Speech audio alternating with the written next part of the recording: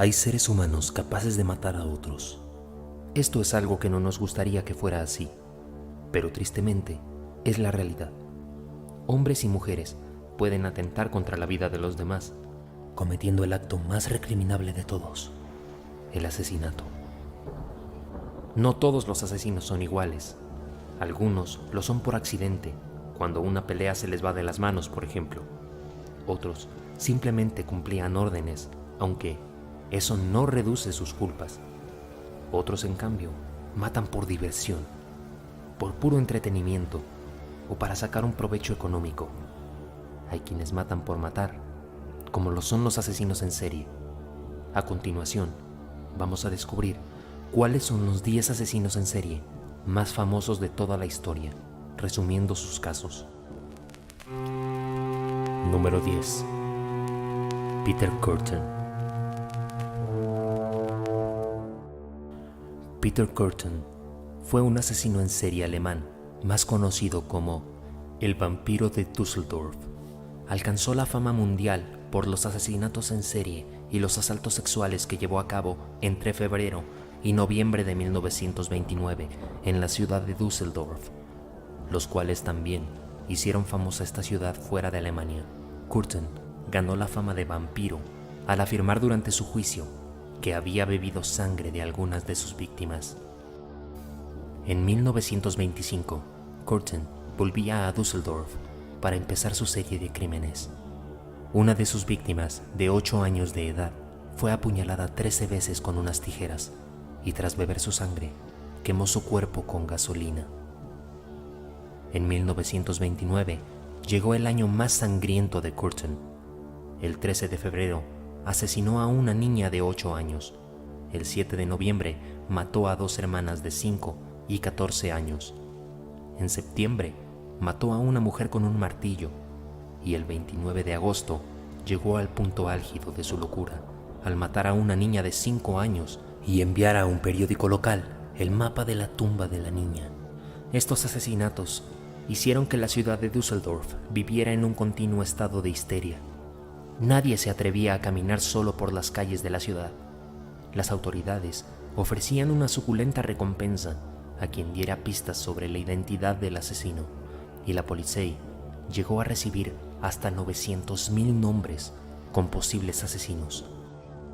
En mayo de 1930, Kürten cometió el error garrafal que le acabaría condenando. Kürten engañó a Maria Bodlik para llevarla a Grafenberger, un bosque que se encontraba cerca. El malhechor estranguló a su víctima para agredirla sexualmente, pero la dejó con vida después de experimentar un orgasmo. Al marcharse el asesino, Bodlik acudió a la policía, donde pudo dar información precisa sobre Kürten. Poco después, aparecía en los diarios el retrato del hombre más buscado de Alemania. Víctima de un gran miedo, Kürten ofreció a su esposa la posibilidad de delatarle, con la creencia de que recibiría la suculenta suma de dinero que suponía la recompensa por su cabeza. Así, el 24 de mayo, el vampiro de Düsseldorf fue localizado y arrestado. Kürten confesó haber cometido 79 delitos, aunque sería acusado solamente de 9 asesinatos y de 7 intentos de asesinato. En el juicio posterior, en abril de 1931, inicialmente se declaró inocente, pero a medida que iba transcurriendo el pleito, cambió de idea. De hecho, los psicoanalistas trabajaron duro para deshacer cualquier tipo de enajenación que le pudieran salvar de la pena de muerte. La sentencia fue morir guillotinado por 9 asesinatos, 7 intentos frustrados y no menos de 80 agresiones sexuales. Peter Kürten fue ejecutado en Colonia el 2 de julio de 1931. Tras su ejecución, su cabeza fue diseccionada y momificada, y en la actualidad se conserva en un museo de Wisconsin Dells, en los Estados Unidos. Número 9. Richard Ramírez. Richard Leiva Muñoz Ramírez, más conocido como Richard Ramírez, o con el apodo de The Night Stalker, el acechador nocturno. fue un asesino en serie estadounidense que mató a 14 personas en la ciudad de Los Ángeles entre los años 1984 y 1985, siendo capturado el 31 de agosto de 1985 a las 11:25. Ramírez fue un joven problemático durante toda su adolescencia. A los 9 años comenzó a robar y más tarde a consumir drogas en Texas, su estado natal. Trabajando en un hotel, solía entrar a las habitaciones para robar a los huéspedes. En una ocasión, intentó violar a una mujer que se encontraba sola en su habitación, hecho que fue impedido de forma fortuita por el marido de esta, quien golpeó a Ramírez. Pero el matrimonio, más tarde, rehusó volver al hotel para ponerse en contacto con la administración, por lo que no se presentaron cargos. Una vez establecido en Los Ángeles, Ramírez empezó a asesinar, sin pautas concretas, lo cual hacía más difícil su detención. Mataba a personas sin importar su sexo, raza, edad o condición. Las armas utilizadas iban desde un bate de béisbol hasta un puñal, pasando por varios tipos de pistolas. Su modus operandi también oscilaba, ya que podía asesinar de una manera organizada, sin dejar pista, o matar sin ningún tipo de cuidado, creyéndose amparado por Satanás. Dibujaba signos satánicos en las paredes. Comía en casa de sus víctimas, robándoles el dinero que llevaban encima o dejando las armas homicidas en el lugar del crimen. Su juego preferido era salir de casa, acompañado por un Walkman. Al principio, solo golpeaba y violaba, dejando incluso a la mayoría de sus víctimas con vida, pero después se hizo mucho más sádico. Mataba a los esposos y violaba a las mujeres, y después las mataba, con excepción de 2 casos. Richard Ramírez fue capturado gracias a su última víctima, la cual sobrevivió al ataque y tuvo la fortaleza, tras ver a su marido asesinado y ella violada, de asomarse por la ventana. Vio escapar a Ramírez en una furgoneta Toyota de color naranja y se comunicó a la policía inmediatamente. Casualmente, un adolescente, vecino de la víctima, había anotado la matrícula de la furgoneta, puesto que ésta le había parecido sospechosa. La policía localizó la furgoneta y tomaron las huellas dactilares, dando con la ficha policial de Ramírez. La ciudad de Los Ángeles se llenó de carteles con el rostro del acechador nocturno, que en aquellos días estaba fuera de la ciudad, ajeno a la orden de búsqueda y captura. A su vuelta, su rostro ocupaba todas las portadas de los periódicos locales. Fue identificado inicialmente por los viajeros de un autobús público. Presa del pánico, huyó e intentó sin éxito robar 3 vehículos. Fue golpeado con una barra de hierro en la persecución y finalmente estuvo a punto de morir linchado por varios ciudadanos. Tuvo que ser la propia policía la que le salvara del linchamiento. Fue acusado de 14 asesinatos, 5 intentos de asesinato, 9 violaciones, entre las cuales 3 fueron a menores, 2 secuestros. Solía secuestrar a niños para abandonarlos a cientos de kilómetros de su casa, solo por el placer de hacerlos sufrir. 4 actos de sodomía, 2 felaciones forzadas, 5 robos y 14 allanamientos de morada. A pesar de estos datos, se estima que actúa en muchas más ocasiones, dado que su modus operandi no era fácilmente identificable y él nunca colaboró con la policía para dar detalles de sus crímenes. Finalmente, el 3 de octubre de 1989, tras 4 días de deliberaciones, el jurado votó por la pena de muerte para Richard Ramírez, y el 4 de noviembre fue ratificada la sentencia de 19 penas de muerte, lo cual se supone que se llevaría a cabo en el corredor de la muerte de la cárcel de San Quintín. En 2009 fue encontrado culpable de violación y asesinato de una niña de 9 años. Ramírez murió de insuficiencia hepática en el Hospital General de Marin en Green Bay, California, en la mañana del 7 de junio de 2013, con 53 años de edad. En el momento de su muerte, Ramírez llevaba más de 23 años condenado a muerte, esperando su ejecución por el estado de California. Número 8. Jeffrey Dahmer. Jeffrey Lionel Dahmer, más conocido como el caníbal de Milwaukee o el monstruo de Milwaukee, fue un asesino en serie y delincuente sexual estadounidense que cometió el asesinato y desmembramiento de 17 hombres y adolescentes entre 1978 y 1991. Muchos de sus asesinatos posteriores involucraron la necrofilia, el canibalismo y la preservación permanente de partes del cuerpo, generalmente todo o parte del esqueleto. Aunque se le diagnosticó un trastorno límite de la personalidad, un trastorno esquizotípico de la personalidad y un trastorno psicótico, se encontró que Dahmer estaba legalmente cuerdo en su juicio.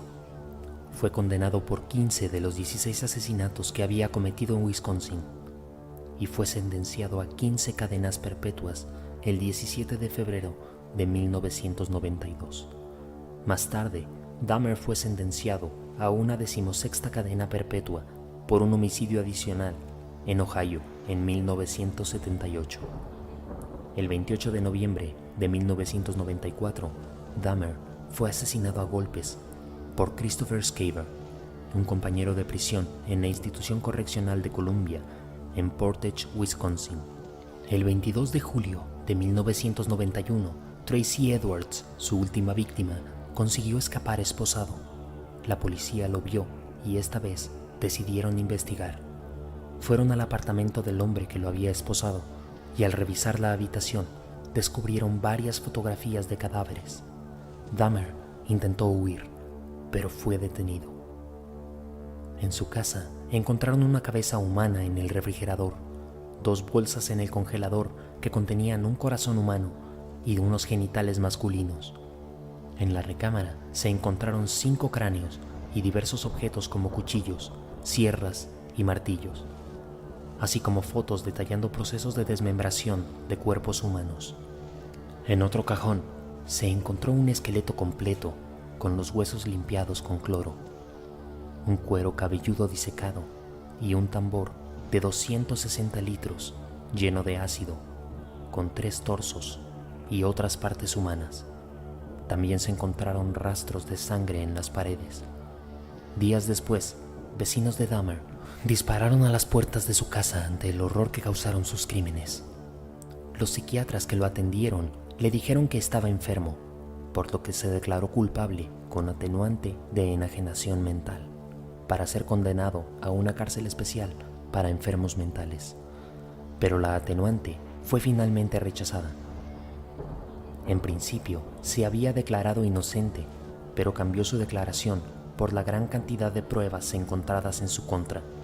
El jurado entonces lo declaró mentalmente sano y por consecuencia fue finalmente sentenciado a 15 cadenas perpetuas consecutivas. Fue enviado al Columbia Correctional Institute en Portage, Wisconsin, donde fue entrevistado por el perito de perfiles criminales del FBI, Robert K. Reeser. Este famoso experto coincidió en que, para defensa de la sociedad, el condenado tenía que permanecer encerrado durante el resto de sus días. Sin embargo, destacó que debía ser internado en un hospital psiquiátrico y no en una cárcel común, puesto que era un enfermo mental, aunque, a veces, pareciera estar en su sano juicio y racionalizara su conducta. El criminal admitió haber practicado el canibalismo y devorado los bíceps de una de sus víctimas. Señaló que se masturbaba ante los trozos humanos y las calaveras de aquellos que consideraba hermosos y a quienes no quería perder. Contó a los policías que tenía la sensación de poder permanecer al lado de ellos si los mataba y conservaba sus cráneos. Declaró también que las 3 cabezas halladas en su nevera y en su congelador, con la carne intacta, pertenecían a sus 3 últimas víctimas. Número 7. El asesino del Zodiaco. En esta lista incluimos a otro asesino del que no se conoce su identidad, el asesino del Zodiaco, que actuó entre 1968 y 1969 en California. En una carta presuntamente suya, confesó el asesinato de 37 víctimas, aunque las únicas confirmadas fueron 10 hombres y 3 mujeres. De las mismas, solo 2 sobrevivieron para dar pruebas sobre la identidad del asesino, que aún es desconocida. Se estimó que el Zodíaco, así era como él mismo se denominaba, tendría entre 40 y 50 años en el momento de sus crímenes, que era blanco, corpulento, de pelo castaño, que tenía conocimiento sobre lenguajes cifrados y poseía una gran inteligencia. El Zodíaco atacó a las 7 víctimas conocidas en Benicia, Vallejo, el lago Barriesa y San Francisco entre diciembre de 1968 y octubre de 1969. Las víctimas fueron 4 hombres y 3 mujeres de edades entre los 16 y los 29 años. A finales de 2003 tuvo lugar un impactante descubrimiento. Las huellas de la famosa Carta del Zodíaco no coincidían con las huellas de Arthur Lake Allen, el sospechoso principal del caso, aunque todas las pistas indicaban que era él. La identidad del asesino sigue siendo una incógnita. El Departamento de Policía de San Francisco declaró la investigación inactiva en abril de 2004, pero reabrió el caso en marzo de 2007. En 2021, la policía estableció a Gary Francis Post como un posible sospechoso, quien falleció en 2018. El 1 de agosto de 1969, 3 cartas escritas por el asesino llegaron a las redacciones del Vallejo Times Herald, el San Francisco Chronicle y el San Francisco Examiner. En ellas, casi idénticas entre sí, reconocía los 3 crímenes e incluía un criptograma de 408 caracteres que desvelaba su identidad.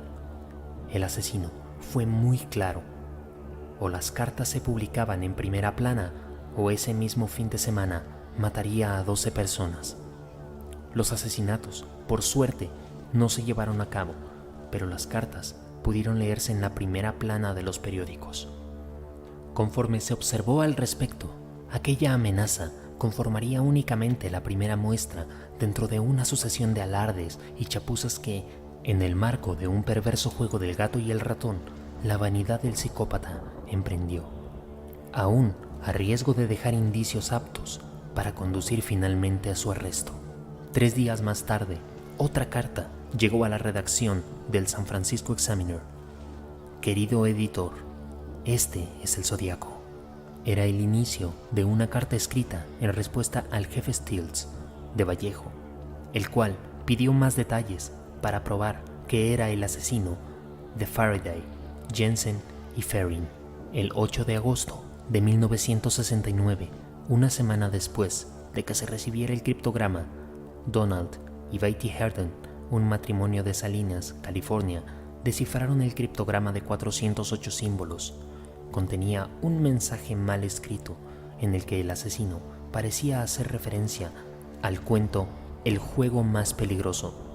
También dijo que estaba recolectando esclavos para el más allá.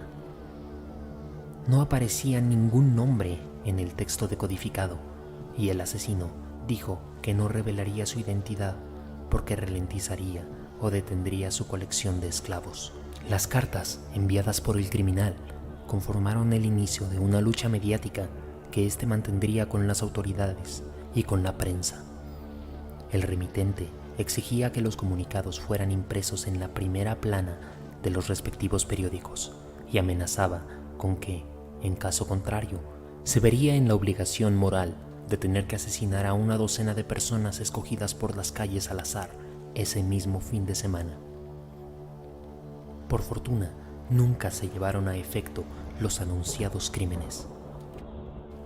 Aunque muchas personas han sido indicadas como posibles sospechosas de ser el Zodíaco, durante muchos años solamente uno, Arthur Lake Allen, fue investigado seriamente. En julio de 1971, un amigo de Allen denunció sus sospechas sobre él al Departamento de Policía de Manhattan Beach, y la denuncia fue dirigida a la policía de San Francisco.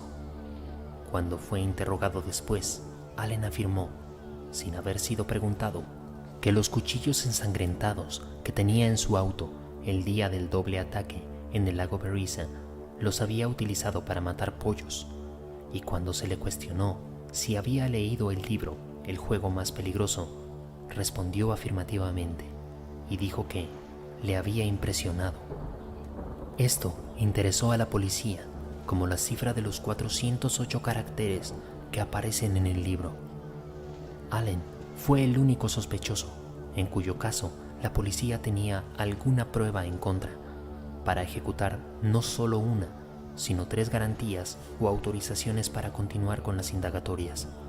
El 14 de septiembre de 1972, el 14 de febrero de 1991 y el 28 de agosto de 1992, 2 días después de su muerte. Allen negó los cargos, pero había muchas pruebas circunstanciales en su contra. La policía no encontró evidencia física para probar que Allen era el asesino del Zodiaco, y el Departamento de Policía de Vallejo eligió no presentar cargos contra él, a pesar de que fuese un delincuente sexual. Y de las armas y los componentes explosivos hallados en su hogar, siguiendo la investigación en 1991. Finalmente, la escritura de Allen no correspondía con la del Zodiaco.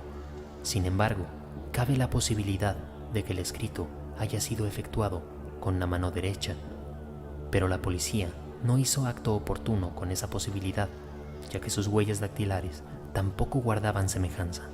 Ninguna prueba concreta que lo vinculara a las matanzas efectuadas por el Zodiaco fue encontrada jamás, y la prueba del ADN obtenido en las cartas muchos años después no proporcionó dato alguno. Sin embargo, ni Vallejo ni la policía de San Francisco hallaron indicios de Allen después de las pruebas. Número 6. Jack el Destripador. Jack el Destripador es el nombre de un asesino en serie sin identificar, al que se le atribuyen al menos 5 homicidios en el barrio londinense de Whitechapel en 1888. Su modus operandi estuvo caracterizado por cortes en la garganta, mutilaciones en las áreas genitales y abdominales, extirpación de órganos y desfiguración del rostro de mujeres que se dedicaban a la prostitución. A mediados del siglo XIX, el East End de Londres tenía sobrepoblación y un nivel de calidad de vida mísero. La situación empeoró con el aumento de los barrios de clase baja, con notables índices de pobreza, violencia, alcoholismo y prostitución.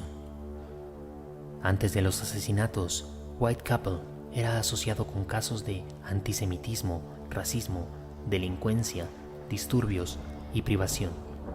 Si bien la Policía Metropolitana de Londres imputó solo 5 asesinatos al mismo individuo, sus registros incluyeron 6 crímenes más que conformaron el expediente de Whitechapel. Entre 1887 y 1891, la prensa atribuyó otra serie de homicidios al destripador, aunque existen discrepancias sobre este vínculo. Pese a que se investigó aproximadamente a 300 sospechosos, la investigación policial resultó ineficaz en el esclarecimiento de la identidad del asesino serial y fue objeto de burla y polémica por parte de la prensa. Esto derivó en el establecimiento de un comité ciudadano encargado de patrullar las calles de Whitechapel, identificar a posibles sospechosos e investigar por su cuenta los asesinatos. Aunque el actor de los crímenes nunca fue identificado, surgieron varias teorías y sospechas por parte de la policía, la prensa y autores para explicar los posibles conocimientos quirúrgicos, profesión u ocupación y salud mental del homicida. La policía recibió al menos 3 cartas supuestamente firmadas por el asesino, en las que éste se mofaba de las investigaciones y amenazaba con seguir asesinando a prostitutas. Una de las misivas estaba firmada por Jack el Destripador, y a partir de ese entonces el asesino comenzó a ser referido por este apodo. El mito de Jack el Destripador ha sido el concepto central de varias obras literarias, artísticas y cinematográficas que, por lo general, combinan hechos reales con elementos ficticios y de terror, ayudando a consolidar una alegoría en torno al homicida que prevalece en la época contemporánea. Número 5. Dorothea Puente.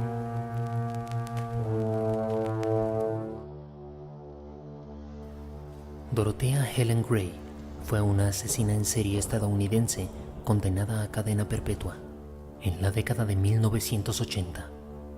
Puente instaló una casa de huéspedes en Sacramento, California, y cobró los cheques de seguro social de sus huéspedes de edad avanzada y con discapacidad mental. Los que se quejaron fueron asesinados y enterrados en su patio. La prensa bautizó a la casa como la Casa de la Muerte. El 11 de noviembre de 1988, la policía preguntó después de la desaparición del inquilino Álvaro Montoya, un esquizofrénico con discapacidades del desarrollo cuya trabajadora social había denunciado su desaparición. Después de percatarse de la tierra removida en su propiedad, descubrieron el cuerpo del inquilino, Leor Carpenter, de 78 años. A continuación, se encontraron 7 cuerpos y Gray se hizo responsable de un total de 9 asesinatos. Fue declarada culpable de 3 y condenada a cadena perpetua. Durante la investigación inicial, Gray no fue inmediatamente sospechosa y se le permitió salir de la propiedad con el pretexto de comprar una taza de café en un hotel cercano. En su lugar, después de comprar el café, huyó de inmediato a Los Ángeles, donde se hizo amiga de Charles Wilkes, un jubilado que conoció en un bar. El pensionista, sin embargo, la reconoció por informes de la policía en la televisión y llamó a las autoridades. Su juicio se trasladó al condado de Monterrey, California, en un cambio de movimiento local presentado por sus abogados. El juicio comenzó en octubre de 1992 y finalizó un año después. El fiscal, John O'Mara, era el supervisor de homicidios en la oficina fiscal del distrito del condado de Sacramento. O'Mara llamó a más de 130 testigos. Sostuvo ante el jurado que Gray había usado pastillas para dormir en sus inquilinos, para después asfixiarlos, y contrató a otros para cavar los agujeros en su patio. La defensa llamó a varios testigos que mostraron que Gray tenía un lado generoso y cariñoso con ella. Los testigos, incluyendo a su hija perdida, testificaron cómo Gray les había ayudado en su juventud y los guió a una carrera exitosa. Expertos en salud mental testificaron sobre la deficiente crianza de Gray y la forma en que la motivó para ayudar a los menos afortunados. Al mismo tiempo, se acordó que había un lado malvado, provocado por el estrés del cuidado de sus inquilinos. Según la ley, Dorothea Gray fue sentenciada a cadena perpetua sin posibilidad de libertad condicional. Fue encarcelada en la Penitenciaría Central de Mujeres de California, en Chowchilla, Condado de Madera, California. Durante el resto de su vida, mantuvo su inocencia, insistiendo en que todos sus inquilinos habían muerto por causas naturales.